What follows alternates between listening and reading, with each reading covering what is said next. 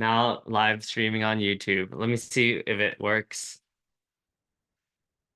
Uh, I just did the normal. I'm just gonna type in the chat. Hello, way. Okay, now live streaming on YouTube. Let me see if it works. All right, we'll figure it out. All right, everyone. Well, thanks for Okay. tuning in. So today in this workshop, I will teach you all how to go after your dreams and your goals and how to make 2024 your dream year. And why am I doing this in February? Because we all always excited on January where we come and we're like, yeah, I'm gonna like accomplish everything. I'm gonna lose 10 pounds. I'm gonna travel the world. I'm gonna write a book. I'm gonna start a podcast. And then reality sets in, and then it's February, and then we're like, oh crap, like I still haven't reached most of my goals.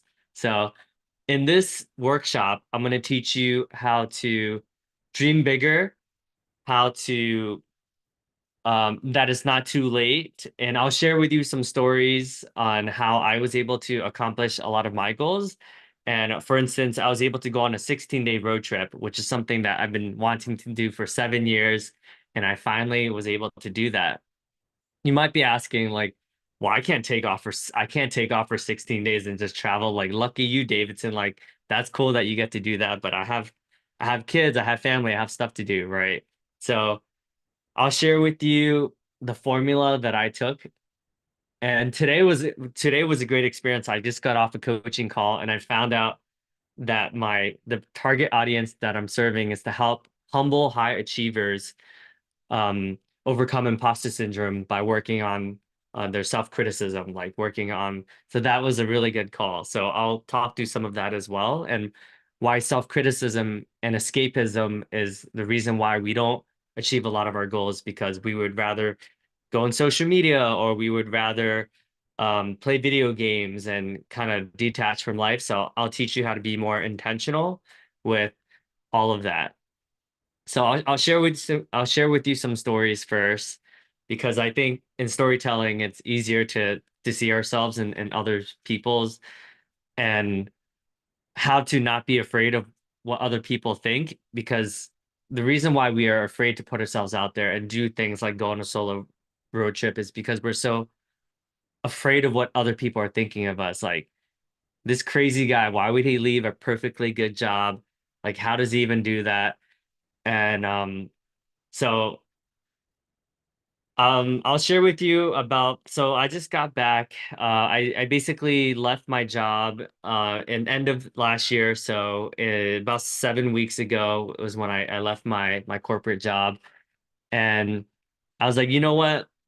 Like, what is something that I want to do? Like, and travel is always on that list. I'm pretty sure all of you want to travel more. Like, I don't know one person who doesn't like travel. I think a lot of us are like, oh, I'm young, like I'll do it one day, and that was my thought too. I'm like, I'm 36, like I still have at least 40 good years left to travel. Like, it's all good. Like, 2 countries every year for the rest of my life. I reached my goal of going to 100 countries. Like, that's what I thought. But I was like, you know what? Like, why don't I actually do something about it instead of like talking about how I want to travel and visit all of my friends? So what I did was I literally just posted on social media. I was like, hey guys, I'm traveling. This is sort of my idea. Let me know if you guys want to meet up. And to my surprise, like all these people got back to me and they're like, hey, we'd love to meet up. And I messaged some of my friends because Kelly, I know is all the way in New Hampshire, Massachusetts. I was like, hey, like, we'd love to meet up sometime. And to my surprise, like a lot of people actually got back to me and they wanted to meet up with me. So the first step I would say is, well, before we do all that, like sit down. So if you're watching this later, like pause the video and reflect on 5 minutes on what goals you've been wanting to do, but you've been like procrastinating and you've been putting that off. So take 5 minutes to just jot on a journal. Writing it is always better. And think to why you want to do this, right? Because I think a lot of times we have goals, but we're not really sure why. So is it because to love yourself a lot more because you're putting yourself first for once? Is it because I love trying different restaurants and meeting interesting people? I love learning about different cultures, right? In my case, when I went to Montreal, it was like all French speaking, and I realized that my French sucks, but it's all good because at least I put myself out there, you know? So, and then the next step is once you figure out your why, so dig deep, right? Because a lot of us have low, like our whys aren't really strong. Like you have to really figure out like why is this important, right? Because it's so much easier to just like stay at home and kind of do whatever we do that we're comfortable with, right? And then the next step, and this will take 3 minutes, is to write down all of your fears, like all of why it's not possible for you to do this. So the most common objections are, I don't have enough money, I don't have time, I don't work, why like work won't let me take off that many days. I don't know people, like good for you, Davidson. You know a lot of people, but I don't know anyone, right? So, or am I going to be safe, right? The safety one comes up a lot, and honestly, like I think because of media, like we feel unsafe. But honestly, everywhere I've been to, I've been to like 100 different cities in my life, like all over the world, and it's usually not as bad. It's not as dangerous as we think. But I think the reason why we think it's so dangerous is because we're watching the news, and the more news we watch, the more scared we are going to be. But in reality, like even when I was in Southern America and Colombia, like it wasn't that dangerous. Of course, if I'm like being stupid and I'm like trying to fight drug dealers, then like okay, like that is probably dangerous. But in reality, it's like not that dangerous. I think what we're afraid of is just like being uncomfortable. And yeah, like it was uncomfortable for me to like go to these random cities and random places where I didn't know anyone. But at the end of the day, like just be smart, like don't be like messing around with like stupid people or people that look shady. Like don't go up to them and smack them in the face, right? So as long as you're like not being stupid, you'll be fine. So once we write down all of our excuses, the next step is to let everyone know about your goal because the more people, humans are weird. Like the more people we let know about our goals, the more likely it is to happen. Because like let's say I post on Facebook and I have like 5,000 friends, right? But let's say you only have 500 friends on Facebook. Like you're like, hey Facebook, I love you guys. Like this community has been awesome. Like something I've been dying to share with you, but I've been too afraid to tell you is like I just want to travel a lot more. And my goal is to travel to like 10 countries within the next 3 years. Like, can you guys all hold me accountable to it? And then people would be like, go Renee, go Davidson, go Aladdin, like you're awesome. Like, hell yeah, I'm rooting for you. Because at the end of the day, like our friends want us to be happy. So I call that public accountability. Like the more people I tell about my goals, the more likely it's going to happen because like as human beings, like I don't want to feel like a fraud. So I don't want people to be like let's say, 500 people saw that message and let's say I posted 5 times over the course of the next 6 months, right? Next time I see someone, they're gonna be like, oh, like that's so cool. Like, how's your travels going? And if I'm like, oh, I haven't traveled yet, they're gonna be like, what's up with that? It sounded like you were pretty excited to travel. Like, what happened? So public accountability, although scary, is one of the more surefire ways to reach your goals. So the next thing is so that's like the next step, right? And then you want to this has been very helpful for me is like you want to ask your friends for help, and this is scary for a lot of people, but somehow I was able to travel for pretty much free because I was able to sleep at my friends' houses for 14 out of the 16 days. And you might be like, well, I don't have as many friends as you, Davidson, but you don't know that, right? Like if you write a post and you're like, hey guys, I'm trying to like save money and like I'm usually a good person. I'm not trying to mooch, but like, can you guys help me out? You'd be shocked. Like people really want to help you out. So I was able to stay at like a beautiful, like $4 million mansion, and obviously not all of you guys have friends like that are like, but you just don't know, right? And then, I stayed at my friends' places. I slept in the living room for some of it. And so long story short, a lot of these people weren't even my friends. Like they were friends of friends. Like they were people that like they're like, "Oh, I have a friend who lives there. Like you should talk to him." And it ended up being like really cool. So shout out to AC for letting me crash at your place. Sorry that I made fun of your hair. You're a good dude. Um, Kelly, so I'll tell you stories about each of the places I stayed because then it'll help you kind of be creative because I think a lot of us like being resourceful is like a very useful skill. And a lot of us like we don't realize like how resourceful human beings can be. So for instance, when when I went to so all right, so here's what happened. So I posted like the Google map of all the places I want to travel, and I posted it on Instagram, I posted it on LinkedIn, on Facebook, basically all over social media. And what ended up happening was like people will like it and then people will message you to be like, "Hey, you're in Montreal. Like actually like can we hang out?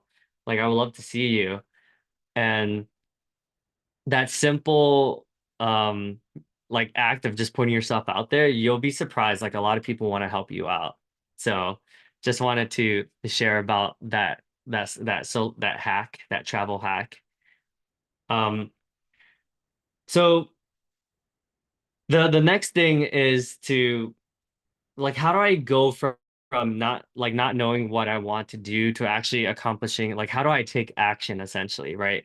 And the next part of that is you want to um like we all have like excuses, we all have reasons why we don't reach our goals. So we have to have the self-awareness to figure out like what is getting in the way of that, right? So let's say I want to publish a New York Times bestseller book, which is one of my goals, right, in the next 5 years. So, all right, so how do I go, like, how do you even go from not knowing what you want to like publishing 5 books, right? So what I did was I joined a mastermind that literally gives me the playbook on how to publish a New York Times bestseller, how to find a publicist, how to get a book deal, how to negotiate a book deal, how to get better at writing, how to, market yourself, how to hire like a PR agent, all this stuff, right? So the I think why a lot of people are afraid is like they just don't know where to start. So if your goal, whether your goal is to start a podcast, start a YouTube channel, literally on YouTube, you can type in how to start a YouTube channel. Like there's so many free resources out there. But one of the biggest hacks for me is hiring a life coach, right? Like Mark Hunter has been my life coach for 5 years. And if I'm talking to Mark every other week, and I'm paying him, like I better make progress in my goals or else like I'm just essentially just burning money away. So the reason why I hired 15 coaches in the last 7 years, which amounted up to over $75,000 worth of hiring coaches, is because I have a lot of goals and the more I pay people, the more accountable I'll be. And it sounds counterintuitive, like why would you pay someone to help you reach your goals? But it's because like kind of going to college, right? Like let's say I spent $150,000 paying for my MBA and my undergrad, like I better use some of those skills, right? So similarly, like if I'm paying for a coach and I'm like, hey Mark, I'm hiring you because I want to travel more. I want to start my own business. I want to have a side practice and I want to be able to run workshops and inspire and help transform people. Like I'm gonna do it, because it's like if Mark is spending an hour with me, let's say he spent an hour with me, and we've worked together for 5 years, that's 60 hours. Like in those 60 hours, if I don't make progress on any of my goals, then shame on me, right? So it might sound weird, like, oh, what if I don't have money? Like, how do I hire a coach if I'm broke, right? I mean, luckily a book costs like $5, like $10, so books can help you get there. But I think it's important for us to invest in ourselves. And the way we invest in ourselves is by investing in books, podcasts, seminars, and workshops like these. I mean, luckily this workshop is free, so you don't even have to spend any money and you'll get. But most importantly, I want you all to take action, right? That's the most important thing. Like, and sometimes people don't know how to take action or what's the right action to take. Um, I just realized this thing is like okay. So in order to take action, we have to like write down, like we have to break it down to like small actionable steps.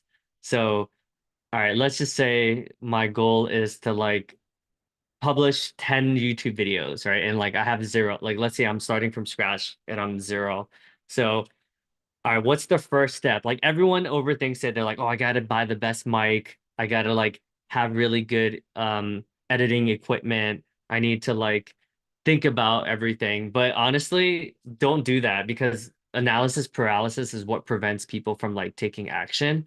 The only thing you need to do is literally turn on your crappy camera on your phone or your laptop and just like talk to it because the first 10 videos are gonna suck anyways. I mean, I've done 600 videos and my videos still suck. So it's like you won't be good until you do it like 1,000 times, you know. But I bet you my 1,000th video is going to be pretty awesome, right? Because I'm getting better at this skill. Once you hit like 100 videos, then you can like start to worry about camera equipment and editing software and like, you know, I have like a $300 mic and then I have all these like equipment for my street interviews, and then I bought the newest iPhone because like it has better camera. But don't worry about all of that, right? I think too many of us like we overthink things and we're like we have to have like yes, eventually you'll get there, but like Ali Abdaal, who's like a famous YouTube, he's a famous YouTuber. He has like millions and millions of views on most of his videos. He always says like just start. And then when you first start, like after the 100th and 101st video is when that's when you should start thinking about quality um and same with a book, right? Your first book is gonna suck. I mean, unless you're like, you know, that's what you do all day and you're like amazing at writing, or maybe you've written 1,000 blog posts, but your first five blog posts are gonna suck, you know? So and to make it more actionable, the reason why a lot of us don't take action is because we are very critical of ourselves. Like my hair looks weird, I'm short, like my makeup is not that great, or you know, I wish I weighed 10 pounds less. Like we all have like our insecurities. So the trick to this is write down all of your insecurities, like write down, and it sounds counterintuitive. Like, why would I write down my insecurities? Well, we're thinking it anyways, right? Like, so prior to this, me doing this workshop, it's like only 500 people watched my last workshop anyways. Like, you know, oh, I couldn't even figure out the stupid streaming thingy. Like, you know, I can come up with all these excuses. But at the end of the day, like, every single person that you interact with, like you are impacting whether you know it or not, right? So even if it's like a random viewer who like did not write any comments, didn't even like it, but they watched 10 minutes of it, they were impacted in some way. So when you write your blog posts, don't be so focused on the numbers. Like that actually will help you, that will help prevent you from taking action. So in summary, the reason why, like how to make 2024 your dream year. So the first step is to first write down what are your goals. Next step is to write down all of your like reasons why you can't accomplish it, right? Third step is to put it out there, let as many people know as possible because public accountability, people will want you to succeed. Number five, oh, you also want to reach out to a mentor, like someone that has done it before. So in my case, you can either like you can hire a mentor. Like in my case, I was able to join Ali Abdal's mastermind, which is like a year-long program. So I'm started that in September. So I'm 5 months into that program, right? So you can either find mentors through the books, through YouTube. Obviously, this is a great channel. through attending free workshops. Paid workshops are even better because you'll be surrounded in person by like people who are also doing what you're trying to do. So having mentorship is the fifth. And then lastly is like taking action. So I hope this is helpful. I'll be doing more workshops like this. I'm just sharing with you. I'm obviously not an expert, but I'm just sharing you the steps that I took to be able to help reach a lot of my goals, right? So whether it's the 300 podcast episodes, starting a YouTube channel, um, quote unquote, trying to be an influencer, it starts with you taking action and it starts with you believing in yourself. And the only way you can believe in yourself is if you have confidence. And the only way you have confidence is by taking that first step. And then once you make your first video, you'll be like, oh, cool. Like I'm someone, and then your the language that you have about yourself changes. You're like, oh, Davidson is a guy who can make a video. And then once you make your second video, it's like, oh, Davidson, you're cool because you were able to make two. Like, good job, Davidson. Like, and then you'll start to have better story about yourself, right? So we all have different disempowering narratives. We all have different stories. So prior to me being a YouTuber, my story was like Davison is not good at aesthetics and he doesn't understand design and he doesn't understand what a good backdrop is. Like that was my reality, right? And then as I continue to work on my dreams, right, which is my currently one of my dreams is my YouTube channel. It's like Davidson is able to learn from Ali Abdal on how to add plants to his background so that it looks pretty so that people will click on his thumbnail. And then the next thing, it's like, oh, Davidson is able to learn from his mistakes and there was a lot of clutter, so he was able to make the books look a little bit more, somewhat more presentable so that it doesn't look like he's all over the place.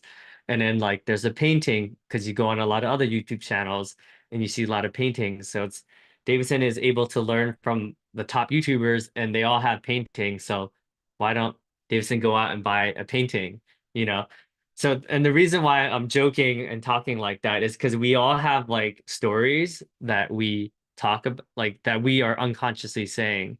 So, the more we understand what these stories are, the more like Davidson can change this. So, it's like Davidson stutters a lot and uses a lot of filler words and has trouble planning his content to, well, Davidson is good at coming up like is being spontaneous, coming up, and he takes action. So the second story is more empowering because it's like Davidson takes action, even though he looks like a fool, is way more empowering than, well, Davidson is not good at talking because he mumbles a lot or because he has not taken a public speaking course yet, right? It's like two different stories.